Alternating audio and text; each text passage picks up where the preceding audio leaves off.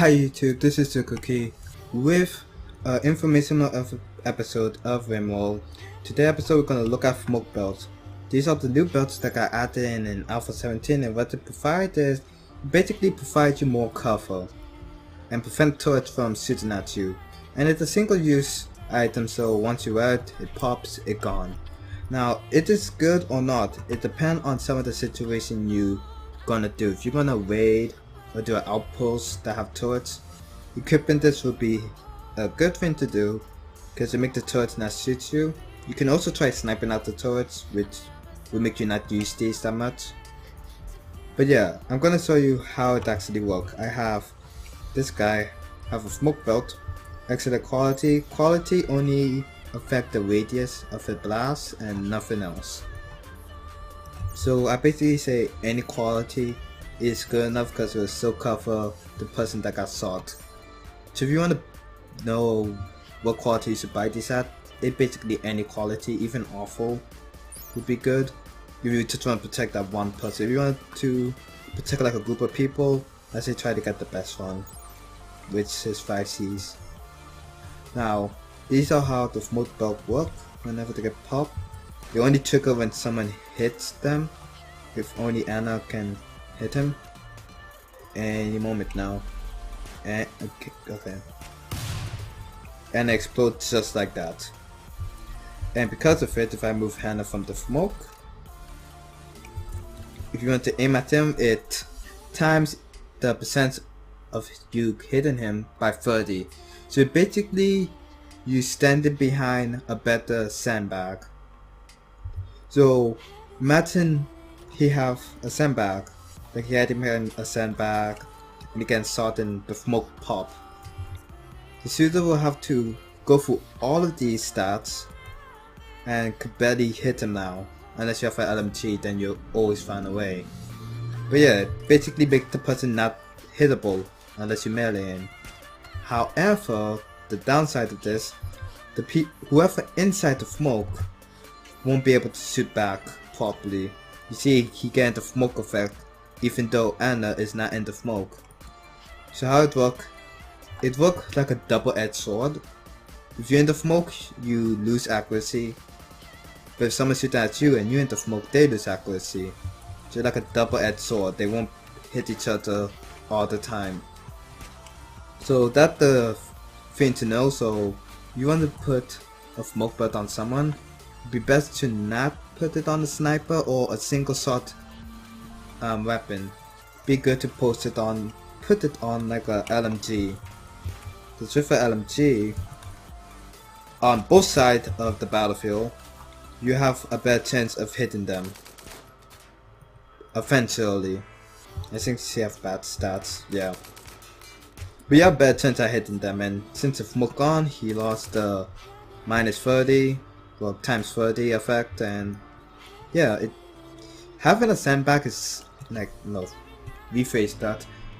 Having a smoke belt is almost as good as having a sandbag as no one.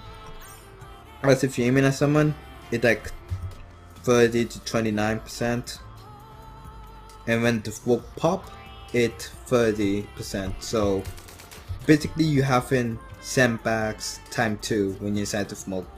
However, it will low down your guy accuracy, whoever inside of it. The best thing to do is give an LMG, a shotgun, or anyone who you don't want to die anytime soon in the battlefield. Next is how does it actually work against turrets, which I have not set this up properly. Now these two turrets are ready to kill this person whenever I hit the right button, force fire, and since the smoke pop, they stop firing at all. They can't see the target, and this is pretty useful for when you want to raid the building. They shoot sometimes. Oh, they actually have a timer. Oh wait. They actually move her over there. Pretty weird. Wait. Preventing turrets from locking on you. So does that mean they won't lock on her instantly or what? That is a good question. Did I bring Owl? Oh. Whoops. Okay.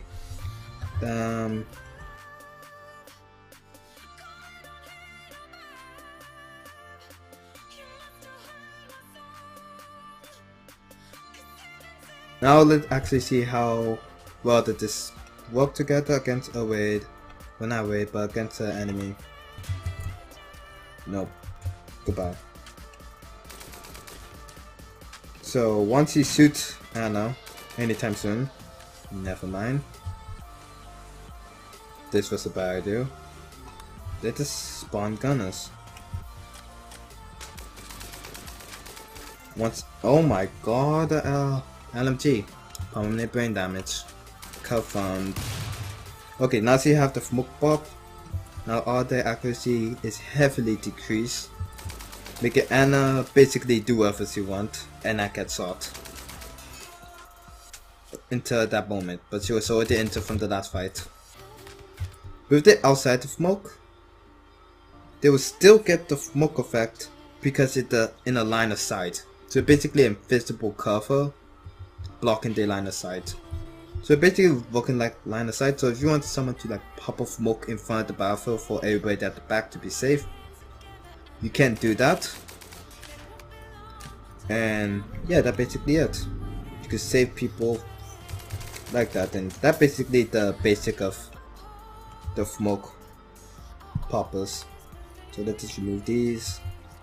Now, can a melee have a smoke popper? Because it sounds pretty cool to. You can use this offensively and defense. You can use it for your own colonists, or you could make a melee guy run to the enemy, pop the smoke, and make the shooters not be able to shoot properly. But however, it will remove the shield belt because it technically counts as a belt. So you have to sacrifice having a shield belt or a smoke belt for your melee guy. I would recommend to keep the shield belt because melees are pretty good in Alpha 17 in vanilla, because I did play the unstable version for a while, and they're pretty good since at the beginning of the fight raiders won't gain up on the closest person. Is a smoke belt worth to make? Well, they're kind of really simple. They're not really simple, it doesn't cost that much to make one product table. They cost like, okay, I got. Now you should have smoke belt. You also need refining, because to make a smoke belt you also need, okay, thank you game, you also need chem fuel. You take 75 chem fuel, which is basically as much as you will put in a transport pod at default, which is around like three runs for the chem fuel for the refining machine. 25 steel, which is relatively cheap, and one component to get one of these smoke belts, which are pretty useful and is a lifesaver in some occasion, especially when raiding someone to the base. So I hope you enjoyed this video. Like, comment, subscribe, and I'll see you guys next time. Bye. I'm coming home.